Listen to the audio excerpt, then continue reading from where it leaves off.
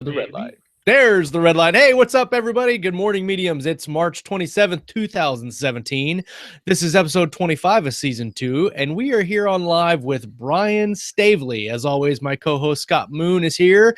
We are going to talk about the Chronicle of the Unhewn Throne, and his upcoming Skullsworn prequel. Almost had it right on the first shot. Not bad. That's launching next month. Brian, welcome to the show. Thanks for having me on. It's a pleasure to be here.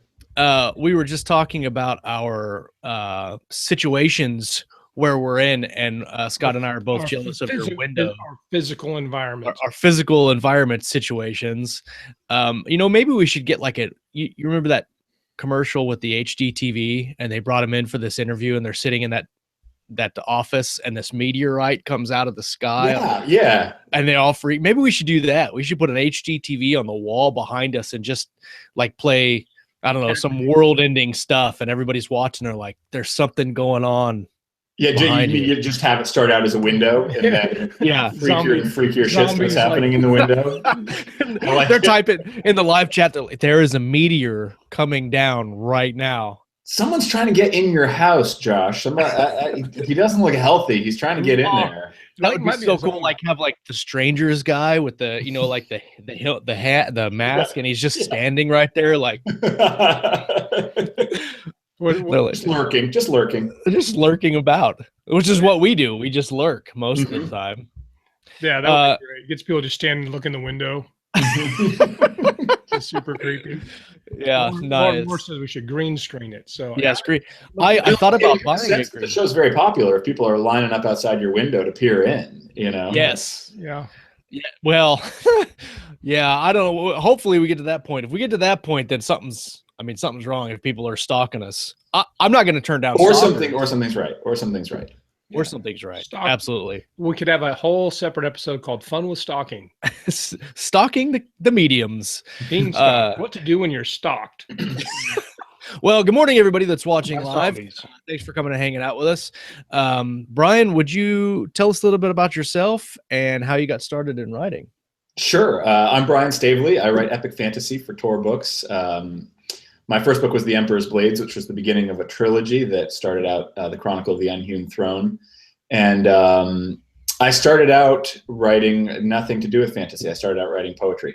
I did my undergrad and grad degrees writing poetry, which is great. I still read a lot of poetry, and I'm loosely involved with the poetry press. But I thought, if I want to make money writing, poetry is the wrong route. So for a long time, I was writing poetry, and I was teaching. I taught high school, which was a great job. I loved it.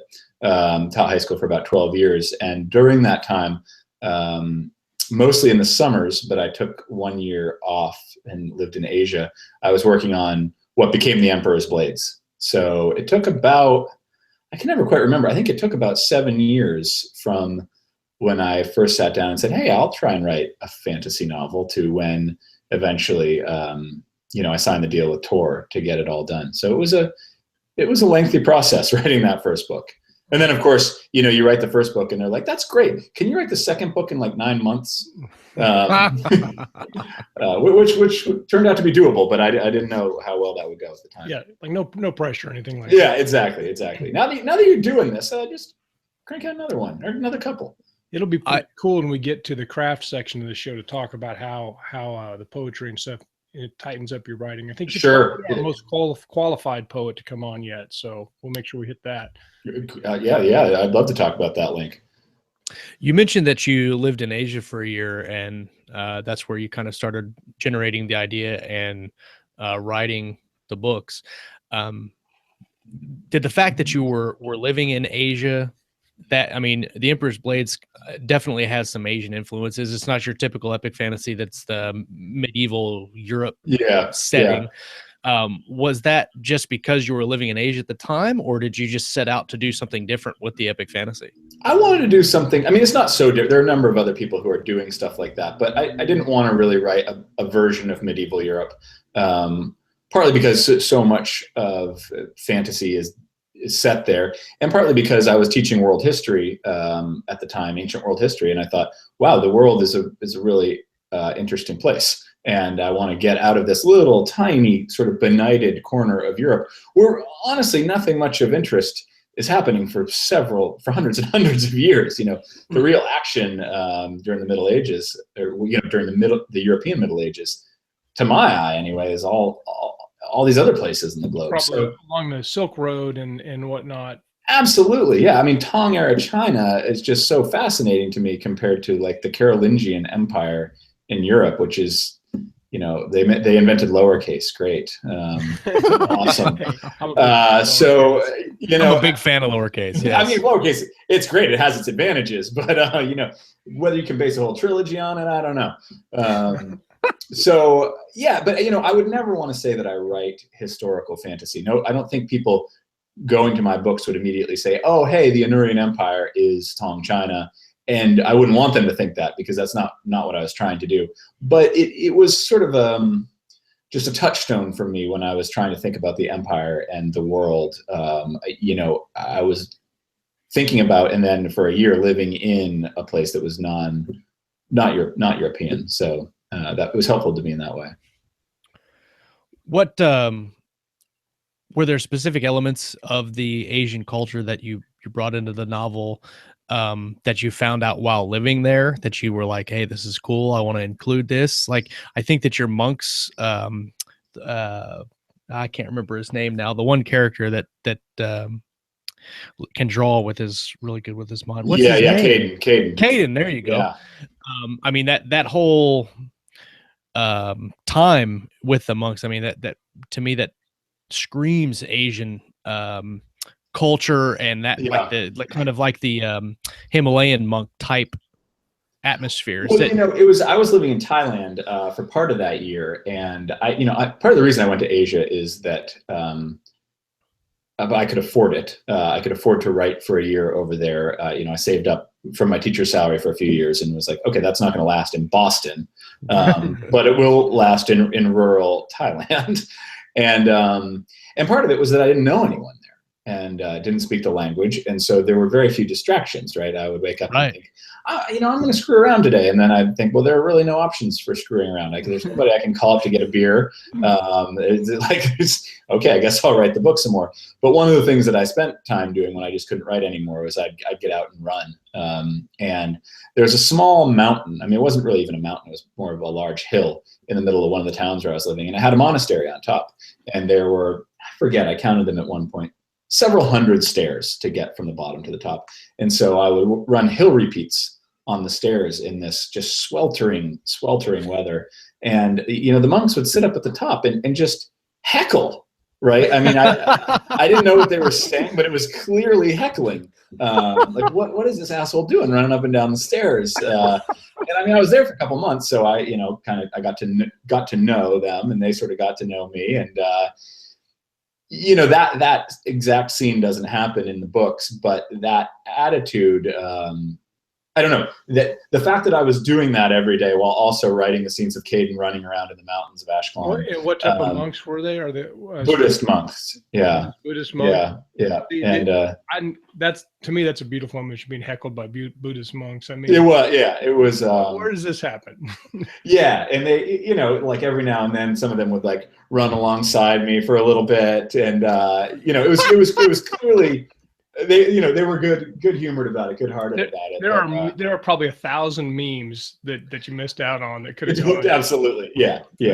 The image I keep seeing is the part in Ace Ventura: When Nature Calls, when he goes to that monastery. He's talking with those monks, and they're just, oh my god, that's crazy. So none of my specific experiences in Asia, you wouldn't see them transposed literally into the books, but it's hard not to when you're living in a place to let that kind of suffuse what you're thinking about, and that seeps into the writing as well. So there's all sorts of little details that I think probably pop up. Yeah. For those in our audience that aren't familiar with the Chronicle of the Unhewn Throne, can you give us kind of a breakdown of? Yeah, absolutely. Sure. Yeah, there's 3 adult children of a murdered emperor. There's a monk, that's Caden, the guy we've been talking about. A special forces soldier, his brother Valen, and their sister Adair, who's a politician back in the Empire. And they're trying to figure out who murdered their father and why. And at the same time, it seems as though somebody is trying to murder them as well. And so, the 3 plot threads start separately in the first book, and then they sort of converge, although not in the way really that I anticipated, or I think that a lot of the readers anticipated. I thought they would sort of join forces and fight evil, and it turns out a lot of the struggle that they have is between each other. They haven't seen each other in a long time. Caden's been a monk in this distant monastery for most of his life. Valen's been on this remote training facility for most of his life. Adair's been back in the capital. And so even though in theory they're all trying to solve the same mystery and avenge the same murder, their ideas about what that entails are radically different.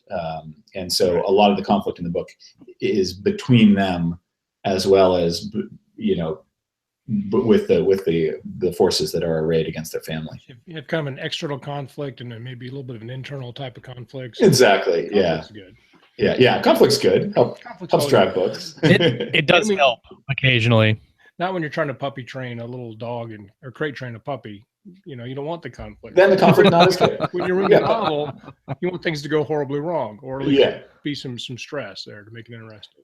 But in the epic fantasy realm, a little more conflict is good. A little more conflict. Somebody hunting that puppy. Right. Right. Or better yet, that puppy hunting somebody. It's actually a fairly epic story for dominance right now, and I'm losing. Scott's losing. I'm losing. It's okay. I'll keep that in mind for the book I'm working on now. If I get stuck, at least I'm not being heckled by Buddhist monks. That's true. Yeah. I mean, there's losing and then there's losing. Right? There's absolutely disrespected on the stage. Yeah, that's right. So I like that with this series, it's not. We've already talked about it, it's not your typical medieval Europe epic fantasy, and there is, you take some of the tropes from epic fantasy and kind of use them, but you also kind of create your own and create your own arcs through the story. Like your special forces Ketrol, that Valen is a part of. You kind of have his some of his training in the book, and then some of becoming a Ketrol and doing Ketrol things, and then what went into creating that environment, like bringing the reader in at the beginning, like what you did during his training, and then what was it like creating that? Well, that was one of the things I was most excited to do with the books. I have no military background at all, but I am a sort of an armchair military buff. I like reading stories about modern special forces and their training and this and that. And I thought that was something I hadn't really seen done in fantasy before. Fantasy is filled with bands of elite warriors doing stuff, but they're not sort of modern band. It's sort of haphazard, right? It's like, well, this guy's the badass with the axe, and right. These twins are good at robbery or whatever it is. Right. So I wanted to like create something actually a little bit bureaucratic in its organization and structure, and have people who are professional and trained as professionals by professionals with given specialties and language skills and all the rest of it. And so this band is called the Ketrol, and they fly around on these massive birds. And the birds were really there just because I wanted the fantasy equivalent of helicopters, right? These are not sort of frontline troops, but they drop in behind the scenes. They carry out political assassinations, and they rig battlefields before the battle takes place. And so they needed helicopters, but I didn't want helicopters. So the birds came along, and then of course the birds became. Once you add the birds, there are all kinds of world building elements that you need to figure out, right. and those became really important in working with the Ketrol. But that was one of the things I was excited to do from the very beginning. I like that idea of airborne assault in the fantasy world, the type of Apocalypse Now kind of thing. Probably. Yeah. No, it's been interesting to work with, and definitely one of the things that readers have queued into. They're like, when do we get more Ketrol? We're like, more Ketrol books, please. Yeah, I mean, there's a lot more to explore there. I think we've just scratched the surface with them. Yeah, I could definitely see on either end of the spectrum a lot of either prequels before any of this happened, and a lot of cool missions, or sequels. Yeah. So there's a character, kind of one of the veteran characters of the Ketrol, is a guy called the Flea, and he appears in the trilogy. And the amount of email I get asking for a Flea book is kind of overwhelming, and it's coming, folks. It is definitely coming. I just haven't figured out the angle on it yet. So that may or may not be a good time for my favorite question. I like to ask everybody kind of if they have a favorite non-main character that they like to write the most. Well, so there's a woman in the series. She's about in her late 40s, and her name is Pyr, and she's an assassin. She's a priestess of the god of death, and I love writing her. She's got a good sense of humor. She's a little snide. She's kind of a bon vivant, and so that's why Skullsworn, the book that's coming out in a little bit less than a month, is her story. It's kind of an origin story for her, and she and the Flea, I would say, were the two secondary characters who generated the most fan enthusiasm, and so it's pretty clear that they each needed and deserved their own book. And but it's interesting work taking a character.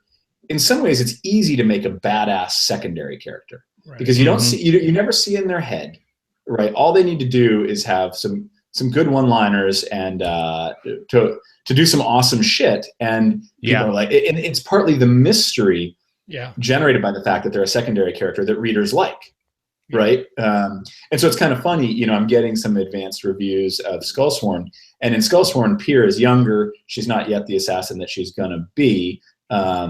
But there's another character, an older woman, who is also an assassin. And now people who are reading Skullsworn are like, now we want a book about Ella. So they like, you get the book about the secondary character Pyr, you make Pyr a primary character, and then people want books about the secondary characters from that book. It's very demanding fans. They just want more. Well, but I get it, because you have these characters who are on the periphery, and they're mysterious by dint of the fact that they're on the periphery. Yeah, and then you say, what is happening in that person's head all this time? Do you have a fear that making them a primary character and not a periphery character will kind of diminish their character a little bit? Absolutely. I mean, I think I don't think that's happening, by the way. The people have seemed to be really enjoying Skullsworn. They're like, oh, it's so good to be in Pyr's head. But yeah, I mean, you can probably think of real people in your own life who, when you first met them, maybe they're people, of a different generation, and they seem larger than life and, just mysterious and amazing. And then you get to know them a little bit better, and you think, oh, they're human. That guy's an asshole. They're human at worst. Kind of shitty. Do some funny stuff. Yeah. And so, I think that is a worry, with any character who seems, imagine if you got inside Gandalf's head, right? In Lord of the Rings, Gandalf isn't human, but if you were just in there, and like, sometimes he just had to, he just was worried because he had to pee, and, he's a little bit hungry and just a little fucking fed up with Frodo sometimes, right? Like, it might be interesting, but he's going to be a different character, right? He's not going to be, Gandalf the Gray or Gandalf the White. Gandalf's internal dialogue could be extremely enlightening. Yeah. So, I mean, I think part of what makes certain people or certain characters so enticing is the fact that we don't get to know them. So yeah, there is a danger in, when I write the book about the Flea, right? Everything looks easy for him from the outside, but of course it's not. It's not easy for anybody. So I think that's the trade-off, though.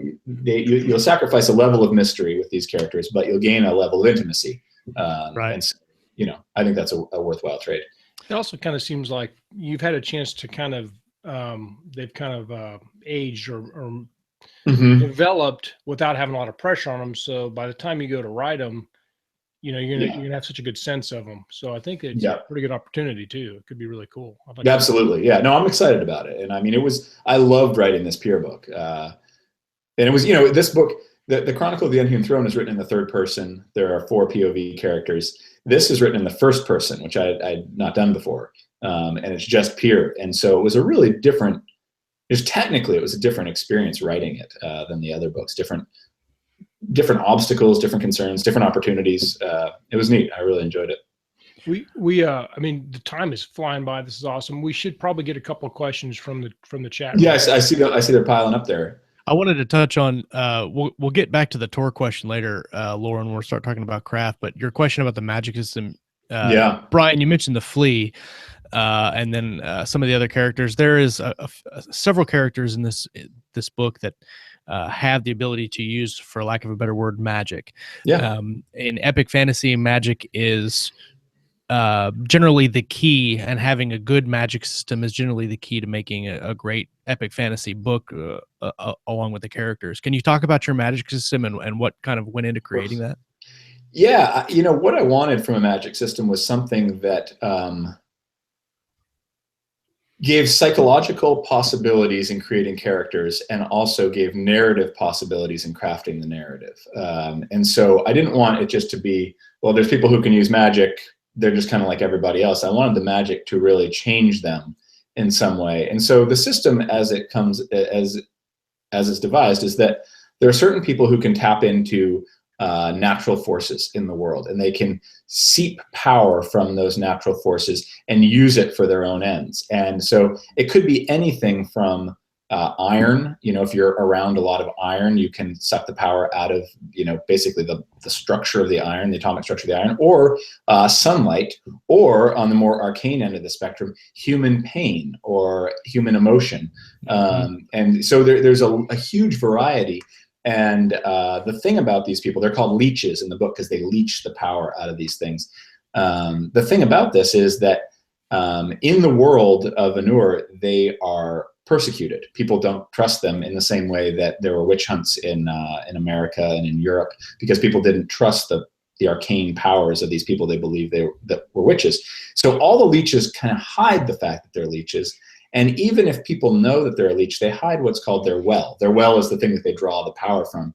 Because obviously, if you decide you want to go destroy a leech, you don't want to attack her when she's really strong. If she's a sun leech, you don't want to go there, at high noon on the beach in Barbados. You're not gonna, things are not going to go well for you. And so they are secretive both about their very existence and about the source of their power, which I think it gave me a lot of stuff to work with when I was writing the stories, because everybody's lying. When all the leeches are lying to somebody else, and the reader, of course, doesn't know what their wells are initially. So that gave me a lot of opportunities and a lot to draw on. I'd like to explore that some more, actually. I thought it was very interesting that the reader, like you said, doesn't know what the wells are when it starts out, and that the reader doesn't know, and the characters don't know who the leeches are. And I thought that gave it a really good mysterious quality, because you don't know going into a fight with a leech. And specifically, you don't know what's going on. Like, I can't remember the characters now, but one of the female characters that Valen knows has a fight with two of the Ketrol. And so you don't know going into that fight some different elements about the fight, and then stuff starts happening, and then you don't really find out till way later why all that stuff was going on. That was very interesting to me. There were a lot of narrative possibilities with that, and I think some of them have even gone unexplored. I'd like to do a lot more with the leeches. It's interesting. They're kind of peripheral to the whole trilogy. I mean, they play an important role. I guess there's some important antagonists who have magical powers, but there's a lot more to explore there for sure. Brian Glenn is in the chat. Hi, Brian. And he made mention of you doing these shorter novels, kind of off the main storyline of the books. If they're successful, do you see yourself doing many more of them, or do you have a limit to where you're wanting to go and where you're wanting to write in this series? So, I did the trilogy, and those were pretty big books, and they got bigger as the trilogy went on. And now I'm under contract with Tor for 4 more books, and those aren't specified. They could be kind of whatever, but what I plan to do is write 4 books that are each a standalone, that, flesh out an aspect of this world. And then I think, this is a few years out still, I'd like to write another big trilogy that goes back to some of the characters from the initial trilogy, those who are still alive, and loops in maybe a couple of the characters from the standalones.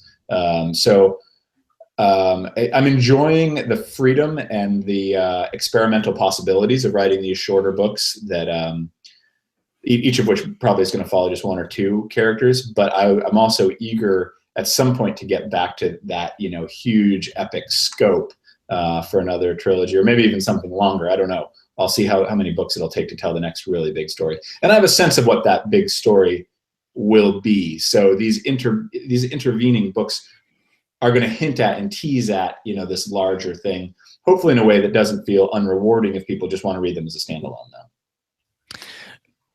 Go ahead, Scott. Oh, so I like that idea. We deal a lot with series and stuff that are very popular to readers and writers and stuff. And maybe possibly in another show, we could talk about writing a standalone. That'd be a Thursday Night Live topic, because that's a little bit different skill set. Absolutely. And I think for sure. What I was going to say, and Josh, you had something you were going to comment on, is earlier Lauren asked about how you got hooked up with Tor, and if that's a good place or not to talk about that. Happy to, yeah. Well, it took me a little while to find an agent for the books, and then my agent is Hannah Bowman. She's brilliant, and she introduced me to Marco Palmieri at Tor, and I had a very nervous conversation with him where it was clear to him that he was going to make an offer on the books, but it wasn't at all clear to me. So I thought, what hoops do I need to jump through? What do I need to do to seal this? And one of the ways that I almost screwed it up is that he said, well, where do you picture this going? And I said, I think it'll be seven books. And, he kind of said, well, you've never written anything before, and we have no idea if anybody's going to like this stuff. So how about we do 3 books? And I said, that sounds great. 3 books sounds great. Yeah, that's what, did I say 7? I meant 3. Right. And I'm really grateful in retrospect that I did only do 3, because managing something that's the scope even of a trilogy, it was really daunting. And by the time I got to the 3rd book and realized how much work remained, I thought, oh my Lord, if I was only halfway through, there's a real danger that this thing would get away from me. And, I've read longer series by other authors where I think it's clear, this did get away from them. And I get how that happens now. Even with the scope of this, it felt big. And when I was finishing The Last Mortal Bond, and I made a list of all the characters who I thought really deserved a meaningful conclusion. They needed time spent on their ending for the book, and it was like 25 characters who really needed their own. Back to the 25 book series we're gonna do. Yeah. No. So I might do that. I mean, I have skills now that I didn't have then. You learn every time you do one of these things. But and I see. I'm just looking at the questions here as they pop up. I see somebody asking if I would still go through Tor. Absolutely. Yeah, I've had a really good experience with Tor. They've been. Both editorially really perceptive. So Marco made some huge calls on the first book that were really helpful, that made it a better book. And the art design, I feel like Richard Anderson's cover art is gorgeous. So and I've really enjoyed working with my publicists and whatnot. So I've had a very good experience with them. Absolutely no complaints. I do want to talk about the technical aspect and the process and the marketing and all that stuff that we'll get into here in a few minutes. Since we're at the halfway point, it's a good time to kind of break real quick and do just mention our sponsors for the episode. We partner with BZ Hercules Editing Services for her editing and triangulation, which is kind of like a developmental edit. If you are an author, either traditional or indie, and you're looking for editing services or proofing services, she offers our audience a 15% discount for all of her services. If you go to bzhercules.com/keystroke-discount.html, it'll be in the show notes. And also coming up in 2 weeks, is it 2 weeks? It's 2 weeks. It's just about 2 weeks. Just about 2 weeks will be our covers for a Cure charity auction with Tom Edwards on April 8th, 2 p.m. We have had a lot of traction here in the last couple of weeks of people interested in coming to and participating in the event. Covers for a Cure is our event in partnership with parkinsons.uk.org or parkinsons.org.uk, either one. And that is to raise money for Parkinson's disease research. Tom Edwards is a covers designer, and he will be auctioning off 3 of his covers. The proceeds raised from that event will be donated to parkinsons.uk.org to help them with their research. So if you're interested in that, you can check out the webpage. It's Keystroke Medium, and then just click on Covers for a Cure, and you can get all the information about that. So with those out of the way, we can talk about craft and everything that goes along with that. JR had a question about pricing, and it looks like you answered I answered it. I answered it there. Yeah. Okay, so I'm curious, because as your first book, and then getting an agent, and then getting it published as your first book, how did that work with you? When you went to the publisher and you said, "Hey, I got this book," and you had it finished? Mm-hmm. What you mentioned, the editorial changes that made the book better. Yeah. Can we talk about kind of what product did you bring to them and say, "This is the product that I have," and they said, "Yes, we'll buy that and let's do this with it"? Can we talk about how you got to that original product, and then how it turned into what sold? Yeah, I mean, I would say there was nothing contingent about the deal. They didn't say, "Hey, we'll buy this if you make changes A, B, and C." Right. You know, Marco said to me, "Look, I want to publish this book. I want to publish a trilogy by you." And then, you know, once we had done that, we sat down to talk, and he said, "Well, what do you think about this? What do you think about that?" I'll give you one specific example because it's relevant, actually, kind of to this point in my career. The assassin in the first book was originally a man. Pierre was not a woman. And Marco said, "You know, what would it look like if you swapped the gender there?" And I thought, well, that's interesting. And I played with it, and I thought what it looks like is way better. Just a lot of the scenes that she was in kind of took on a different tenor when she had a different gender. And of course, she became, as I said, probably She or the Flea, probably my favorite secondary characters to write. Mm-hmm. And now she's got her own book. And so, you know, that one little suggestion ramified out in all of these kind of cool ways. And, you know, Marco's always been good like that at seeing, you know, he's good at seeing structural things and character things that help. I would say he sees possibilities that are already latent in the book, and he says, "Hey, do you want to do more with that?" And that's your agent or your editor, or? Well, my agent is also outstanding. So Marco Palmieri is my editor. Hannah Bowman is my agent. Okay. And she is, you know, some agents I think don't really are pretty editorially hands off, and that's fine. That works for other authors.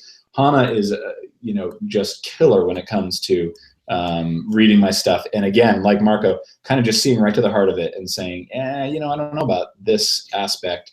You know, I actually sit down. Unfortunately, Hannah's moved to the West Coast, but I used to sit down with her for coffee a couple times a year, and we'd have these marathon sessions where I just say, "This is where I am in the book. This is what I want to do," and we just brainstorm and go through it. And yeah, they've both been tremendously important in the formation of these books. And you know, I'd be remiss before it even gets to them. My wife reads everything over and over, and she is the first and best of the readers of this thing. Yeah. And she's great because if she says it's good, I know it's good, because when it's bad, she'll say like, "Yeah, this chapter you wrote this week, it's just kind of shitty." She's like, "Well, boring, you know, I don't care about this. It's kind of dull. Nobody cares about it." And I appreciate that so much, because I feel like if I write something that she approves of, it's okay to go ahead. And I'm writing a novella now, and I was talking to my editor this weekend. Like, all of the good ideas for this novella are coming from my wife, which, you know, it could get demoralizing at a certain point. But you know, I want to be the writer. I'm supposed to be doing. That's kind of how I feel. I sort of feel like I've become the scribe, and she's like, "What about this idea?" I'm like, "Fuck, that is an awesome idea." Can you have like just a couple bad ideas so I can reject them? Like no, that's a horrible idea, honey. Yeah. So, and I just see a question popped up here. How do I know when to accept or stand my ground when my agent or editor talks about something? I feel really comfortable pushing back, and I have with both Hannah and Marco, saying, yeah, you think that maybe that would be good, but I'm not going to do that. I don't think you understand this aspect of the book, or like, trust me on this. It's going to work differently than you think. And they are incredibly gracious, you know, when I do that. And I would say 80% of what they suggest, the minute I hear it, I think, yes, you're totally right. I should have thought of that. But sometimes I think, no, I don't want to do that. We're not doing that. And that's never a problem. Let's make the Kestrel birds pink. Yeah, no, we're not gonna do that. And they've probably read just a countless amount of submissions and completed and worked through the process so many times. I imagine they have good instincts. Oh, they do. And having that working relationship and all that support, I mean, that's pretty invaluable. And I love it. We should have a show on how to find all that and make it happen, especially the spouse part. How do you find a spouse that's going to support your writing in every way? Absolutely. Yeah. Without having all the good ideas, because that's right. Give me some just space. some. Yeah. Like, better if it's like 20% of the good ideas, not like 80. But what can you do? Yeah. I'm curious about how you write this story. Scott, you usually ask about plotting and pantsing, but I'm going to steal it from you and ask it. When you started out, you said you had I think a 7-book series planned. Yeah. Was that just planned out in your head, or did you have that out on paper, like A, B, and C, and D are going to happen? No, mostly in my head. Okay. Yeah. So when you wrote the first novel or the trilogy, did you have all of those books planned out ahead of time, or are you just kind of going with it as you write? You know, I always think I have a plan, and sometimes I have a lot of notes, and I never succeed in sticking with the plan, because what happens is I start writing the book, and then things emerge from scene to scene and chapter to chapter that I didn't expect. And so then I have to respond to those things that take place. And so, you know, I won't ruin the Unhewn Throne series, but there's a really important character in that trilogy whose plotline did not do at all what I expected. I expected it to go one way, and I kept writing it and trying to pull it back where I thought it was going to go, trying to pull it back, and it just wouldn't go. You know, at a certain point, I'd written so much in a certain direction that I couldn't make it. It wouldn't have been plausible to make that change, and so that character ended up in an entirely different place. And stuff like that happens to me all the time. It's just, I think I know where I'm going. I have an outline, I have a plan, and then you write a scene, and that scene leads to another scene and a little bit of dialogue. And you're like, wait a minute, these two people are flirting. They're not supposed to be flirting. Stop that. But they're flirting so well. They're flirting so well. I'm not going to let that go. And then, you know, like, they're doing so well, and these monks won't stop hassling this guy on the stairs. Totally. I never thought monks would heckle people. Yeah, and then so it's life is weird. I always have a plan, and I never stick with it. So do you think there's a value in, as far as the creative process, in, you know, working through a plan as like kind of like a tool to get your idea of the story, but then writing the story as it comes? Well, I think it would just be too horrifying to sit down, for me at least, to sit down at the computer and think, I'm now going to write 300,000 words, but I have no idea what about. Right. You need to kind of lie to yourself. I need to lie to myself a little bit and say, no, I got this. I totally see what I'm doing here.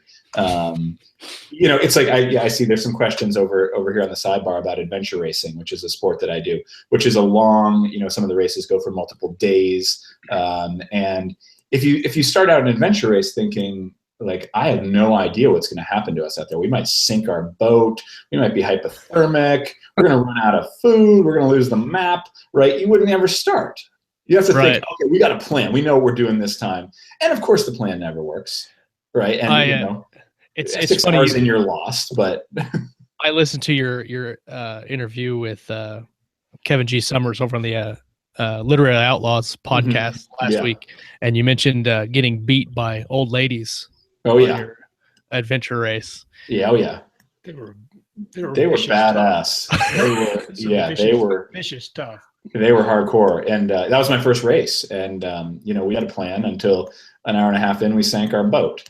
And you know, and I've gotten better at the sport, and but there's inevitably something that happens.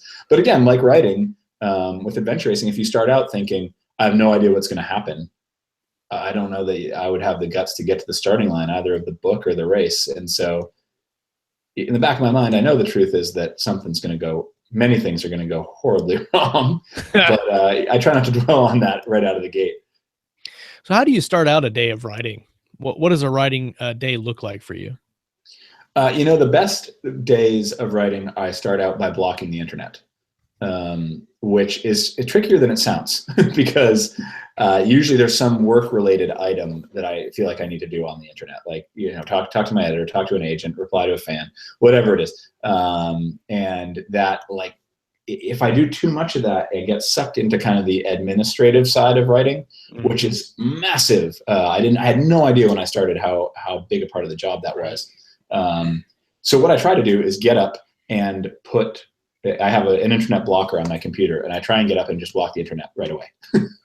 And when I'm able to do that, things tend to fall into place a lot better. So I go down to usually the local coffee shop and get some coffee and just get to it. Just start writing. I'll reread what I wrote usually the day before and make edits on that, and then push ahead. I'm somebody who writes pretty linearly. I don't, really because I don't have outlines that I believe in or rely on. I'm not somebody who's like, I'm going to write all the fight scenes first, or I'm going to write all of the, people do that. They're like, right, these are the 5 most important scenes. I'm going to write those first, and then I'll fill in the rest. That would never work for me because I would write them and then realize they were all useless. So I try and just push forward from where I was at the day before. Okay, so going off of that, here's a question. I'm guessing that you write multiple points of views. Yeah. And then so you ever write, like, so how far between points of views? Like sometimes I'll be writing and I'll come to a point of view of a character and I think I'm nailing it, and then I go back and read the chapter from 3 chapters ago. The last point of view, and I'm like, oh, that doesn't make any sense how they link up. And then I got to. So how do you track changes? Well, there is a horrifying moment near the end of each book where, usually the characters have gone off their separate ways, but then they're going to reconverge for the climax, or at least some of them are. And then, I always realize about 75% of the way through that I've got, like, this asshole over here on a boat and these idiots here, on horses, and they all need to be down here at the same day. And then I'm like doing algebra and, like Googling how fast is a trireme, and, like how far can horses gallop, and so, right, trying to, like, get everybody back into where they need to be. And I usually have a big piece of butcher paper where I'm kind of tracking everybody, their rate of travel. And, sometimes you can finesse it and there's a way around it. Sometimes, I remember with my second book, my agent was like, why do they need to be crossing the steppe? There's this huge grasslands in the books. She's like, why are they crossing the steppe for so damn long? I was like, well, it's big. And they're on one side of it and they need to get to the other side of it. Right. And, she's like, well, why does it need to be that big? And I'm like, well, I don't know. There's a map is in the book. My agent really doesn't like maps. She never looks at maps. I love maps. We're kind of committed to this map now that it's, we're on book 2 and the map is in book 1. So they do need to do that. The map is the map. So yeah. Do you try to get a certain number of words done in a day, or do you write for a specific time? How do you word count? Definitely word count. Okay. When I was first starting the Emperor's Blades, it was 800 words a day. Now I'm writing full time now, and so I've moved that up. And that's nice. Actually, I like doing the word count because it means some days I don't finish until midnight because I keep doing it wrong. But right, some days I'm done by noon. I'm just, like, in the zone and I just crush it. And I have a 4-year-old. So, those are the days where I can, like, come home and go biking with him. And so I really appreciate that's incredibly valuable to me. But I need to hold myself to that word count or the books would never get written. Does that include during, like, if you're doing editing and revision, do you count word counts during editing and revision? No, do you always push word count? No, just while I'm creating the draft. Yeah, okay. During editing and revision, that kind of takes over my life. And then what kind of tools do you use? Use Word, Scrivener? I use Scrivener. I wrote the first couple books in Word, but Scrivener is so much better. It's just to manage, all the different chapters. It's so easy. I used to. I used to think I had a system for Word, and my system was shitty. So I eventually just jettisoned it. Josh pulled me over to Scrivener, and it took me some starts and stops, but I'm really loving it. I think it's super, yeah. And I use like 5% of the functionality of Scrivener. Yeah, I mean, it can do so many more things, but just that 5% is life changing compared to Word. I think that's why a lot of people get nervous about doing Scrivener. Is there's so much to the program, and they're like, I don't know what to do with any of this stuff. And I say, like, I started out just writing and just moving the scenes around, because I was like, this is the coolest thing. I can write and move the scenes around, and I don't have to cut and paste, and I don't have to worry about how much did I delete or anything like that. Yeah, it's so good. I like Snapshot. I use Snapshot a lot. Yep. Do you write it? You mentioned earlier something that made me ask this question. Do you write at home or someplace else? You talked about coming home after your writing. I mostly write someplace else. So my wife and I got married, had a kid, I got a book deal, I left my job, we bought a house. We did all that in the same 12-month period, which was getting stuff done, right? It was a lot. Much to so do this. We had no idea what our new life was going to look like. Or let me rephrase that. I had an idea what the new life was going to look like, which involved me kind of sitting in a comfortable chair with a baby like toddling around my feet while I drank coffee and wrote books, which was insane. I don't know if you guys have kids, but like the idea that a baby is going to toddle around your feet quietly while you write books is just madness. At least it was for my baby.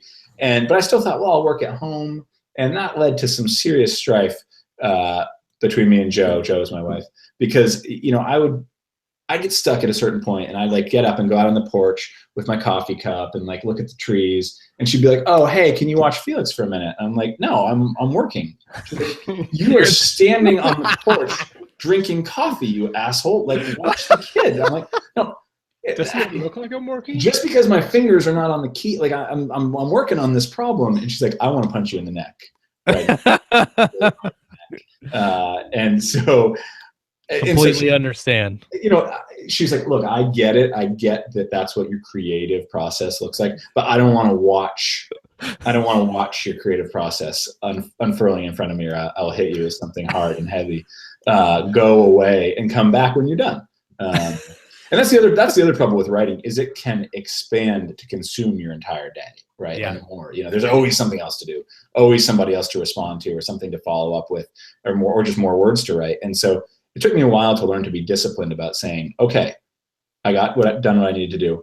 I'm done for the day, and stopping. And so that's one of the reasons I go to town, is it's a really clear demarcation between work time and family time. It's kind of like going to the office and working your 40-hour full-time job.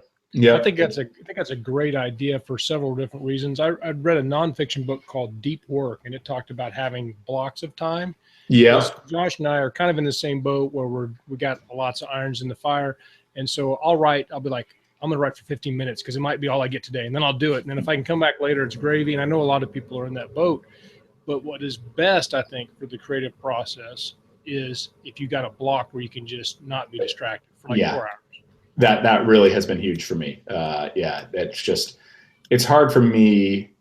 I mean, I'm kind of a prima donna about it, but it's hard for me if I have less than an hour to feel like it.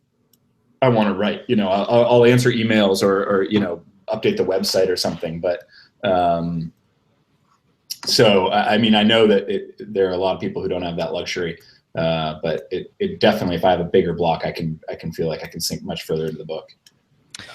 So a lot of our audience, most of our audience, I think, are writers, and I think there's a good mix of traditional and indie writers in our audience, and viewer and listenership. Now that you've been doing this for a couple of years, and you are a pretty well-known traditional author in the realm of fantasy, and you're getting your books out there, and you're getting a bigger audience, is there anything that now, after becoming accustomed and used to doing all this stuff, that you wish you would have known when you started out that you do differently? Well, I was an idiot when I started out.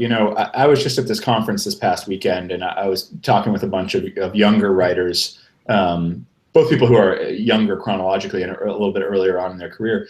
And they're so much more savvy. You know, they're going to conferences, they're meeting people, they're making a network of peers and other writers, they're meeting editors and, you know, hanging out like by the pool with editors, drinking beers. I went to Asia by myself, talked to no one, and like my market research for what should I do to write a fantasy novel was to look at the first Game of Thrones, the first Song of Ice and Fire novel, and look at the first Robert Jordan, the first Wheel of Time novel. And I was like, okay, so the book should be about 300,000 words long, and okay, let's go, let's do it. There should be a map. There should be a map and maybe a glossary, right? Okay, now that's everything I need to know. There you go. Moving on. And when it came time for me to find an agent, most agents just didn't respond to me at all. I heard a whole lot of nothing. And the very tiny few who did mostly said, "Dude, why did you write such a long book? Nobody wants a book this long from some asshole that they don't know. Nobody knows if your book is going to sell. A longer book is just harder to push in every way. More expensive to produce, more expensive to edit. Totally. And so I had no connections at all. I didn't know a single fantasy author. I didn't know a single editor or agent. And I mean, the fact that it's worked out as well as it does is sort of miraculous to me, considering how dumb I was in going about the process. Well, it's actually interesting that you say you had a lot of agents that didn't respond to you at all. I'm curious, what was the pitch that you gave to the agents, because in your query, that made them interested, and for your agent that you have now that pulled her into the book and said, yes, I want to try to sell this book? Can you work through that pitching process? Yeah. Well, I mean, I think a crucial thing, which I still remember, it was a grueling process, because every single agent wanted something a little bit different in their query. They wanted the query letter composed a little bit differently, and they wanted 2 pages or 4 pages or this or that. And even back then, I realized that they're getting inundated with query letters, and that one of the ways I could set myself a little bit apart from the field was just doing what they said. Right. Yeah. Like if they put up example queries on their website, looking at those queries and changing mine accordingly. And so really each one that went out, I kind of had tailored for an individual person. So there wasn't one general thing that I just sent out in everywhere in a day, which made it exhausting. But I think, having talked to my agent, now I know a number of agents, that was hugely important, because, I hear all the time from agents who are like, I say I want this, and I got this other thing, and then maybe the book is interesting, but I don't want to deal with Scott if he's not even gonna if he can't listen to the very first thing I said. I don't want to. You can't read because I don't want to deal with him. Right. And I think they develop really, like Hannah, I think gets like 100 queries a day. So I think she just is looking for reasons to. Now I might have slid sideways a little bit, but was that because I know sometimes you can go to a conference and they have pitch sessions. Yep. And Josh and I have both done some of those. I found those to be awesomely cool. Yeah. Nothing else, because it focuses you to get the story in a presentable. Absolutely. Yeah. thing. I did something like that. I went to a conference in New York where we read our query letters, and I mean, I read mine, and I heard a dozen other people read theirs, and I heard the feedback that these agents gave on all of them, and that was useful. But again, the main thing I took away from it was work really hard on your query letter and do. Do you remember what you said? Do you remember how you pitched it? Like what you said to pitch the first novel? I mean, give me 1 second. I might be able to find it. Did you mention in your pitch that you're going to someday be on the Keystroke Medium show? Yeah, I said, look, let's look into the future a little bit, guys. That'll get them every time. Point. That gets them, Oh, you were on Keystroke? Yeah, come on over. Okay, now here we go. Look, here we got it. This is my first query. It's amazing that I found this. Dear so-and-so, Caden, the heir apparent to the Anurian Empire, has no idea that his father was just murdered. For 8 years, he has lived and trained in a remote monastery far from the thicket of imperial politics, striving to reconcile himself to the study of the ancient and inscrutable blank god. The endless discipline seems pointless. days devoted to running, sitting, painting, but his father sent him to the monks for a reason, and now, under a new and brutal master, he struggles to learn the skills and understand their hidden purpose. When an imperial delegation arrives to usher him back to the capital for his coronation, he has learned just enough to realize that everything is not as it seems. Meanwhile, on the secret military compound of the Kirin Islands, where the Empire's most deadly men and women train to fly massive birds into and out of battle, Caden's half-brother, Valen, is struggling to stay alive. He never expected Keptrol training to be easy, but after a number of strange accidents, he's getting the feeling that someone is trying to kill him. To make matters worse, he is given command of the most undesirable wing on the islands, and while watching his own back, must forge this group of misfits into a real fighting force. When he receives word that someone is planning to kill Caden, he and his wing ignore their orders and abandon their post to fly north. Unlike her two brothers, Adair lives in the capital city of Anur, a resident, although she might argue a prisoner, of the Dawn Palace. She realizes that there's an opportunity in chaos, and in the wake of her father's murder, bends her will towards advancing her own thwarted political agenda. That agenda brings her into contact with the central conspiracy of the novel, a plot thousands of years in the making that will force her to sort the innocent from the guilty and decide just how ruthless she is willing to be in pursuit of her goals. An epic fantasy, The Ash and the Ember, that was the original title of the book, is complete at 205,000 words. I have also nearly finished 2 sequels, and the entire 5-book series exists in outline form. That was a lot. I graduated magna cum laude from Dartmouth College and pursued my MA in creative writing at Boston University. My writing, prose, and poetry has been published in literary journals, books, and online. I now teach history, English, philosophy, and religion, all subjects that have influenced the conception and development of this novel. Thank you for your time. Wow. So that's cool. Copy and paste. I'm selling a book tomorrow. No, that's great. That's awesome. And another Keystroke first. Yeah, that's another Keystroke mini first. First time we've had somebody read their query letter. That's very interesting. And again, keep in mind that was like kind of a template that I changed for each one. You know, some agents wanted to know right up front, how long is the book and what are your qualifications? Some wanted to know, just get me right into the plot. You know, so that got a little bit customized for each query that I sent out. It's very interesting because that is a very good synopsis of all the characters in the book, like without giving any spoilers away or anything. And it really is like, yes, I'm interested in those characters. I like that. Yeah. Cool. Good. Yeah. Scott, do you have more questions? Boy, you pitch it to me. The one time I have nothing to say, just like slap me right in the face with it. Well, let's go with talking about agents and editors and stuff. Do you think that they're useful or necessary for somebody who's a hybrid author or independent author, or do you think they're more something that is necessary for the traditional route? I mean, I know a number of independent authors who are killing it. So I think an exciting thing about the publishing world now is there are a lot of different avenues that are viable to pursue. And so I'm happy with the traditional route, in part because I think you have to hustle a lot harder in the independent route, and you have to do a lot more things that are not writing. Right? You become kind of your own business, your own branding person, your own marketing person, your own cover design person. And I don't think I'd be that good at that, honestly. But I know a number of people who are excellent at it and really enjoy that part of the process. And you know, for them, the indie route, I think, works really, really great. I will say, you know, I also have run into some indie people who don't work with editors, which I think is short-sighted. You know, not that you even need you need somebody. You need a copy editor, I think, to make sure your book does. I mean, the number of things that my copy editor, so different from Marco. Marco is kind of like my developmental editor, but the copy editor is just the person who's reading for consistency.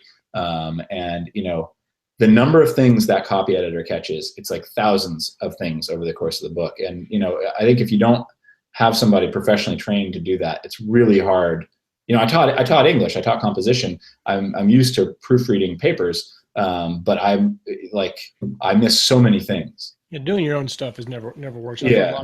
People say that. Yeah. Well, I know that. Oh, but do you need an editor in a big publishing house to do that? Of course not. There are a lot of good freelance copy editors that you can just hire, and of course, it costs money. Yeah, if I understand correctly, a lot of the same editors work for traditionals as they do for indies because they're like contractors and things. So you can find a good one, absolutely, if you know what to look for. Absolutely. I know that I'm kind of speaking for Josh here, but I think it'd be really fantastic if we could get you on another show. Maybe we could talk more about some other things. Love to. Cracked open, maybe on Thursday nights or Monday, or whatever. We're here. Yeah, that'd be great. Yeah, this has been fun. Good stuff. We've got a lot of questions, I think, in the chat that even we didn't address all of them, so I apologize for that. Yeah, good. Yeah, great stuff. It's been a phenomenal hour, a very meaningful and knowledgeable hour. I love getting authors that are from different aspects. Like we talk predominantly with indie authors, but I love having traditional authors too, because their journey is a little bit different, and they have every writer brings a little bit more to the show. And that's part of the reason we do it. Most of the reason we do it is to give authors a platform, but also to inspire and bring knowledge to other writers as well. And I think that we brought a lot to that in this episode. I think it's awesome just to have like the chat going on and like to be able to respond to that. It's just the format, it feels really a lot more dynamic than just a kind of a standard interview or podcast. I really like it. The chat has developed over the last few months a lot, and we really appreciate everybody that comes on and participates.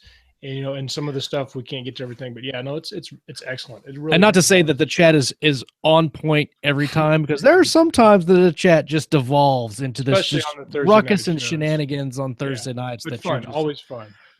Yes. But we are coming to the end of the show.